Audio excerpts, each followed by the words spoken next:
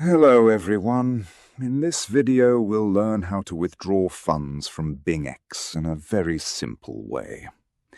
First, open your account and go to the Assets section. From there, click on the Withdraw option. Now select the currency you want to withdraw. For example, if you have USDT or any other coin, choose it accordingly. After selecting the currency, you'll see two options: transfer or withdraw to external wallet. If you are sending funds to another BingX user, you can use internal transfer, which is completely free with 0 fees.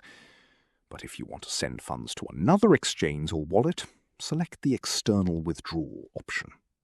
Now you need to paste the wallet address. Make sure the address is correct, because one wrong detail can cause loss of funds. Next, select the correct network. For example, if you are using TRC20 or BEP20, choose the same network on both sides, withdrawal and receiving wallet. This step is very important.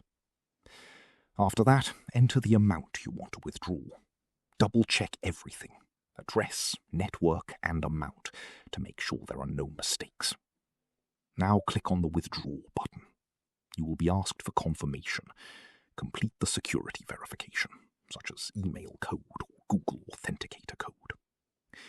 Once you enter the verification code, submit it. Your withdrawal request will be successfully processed.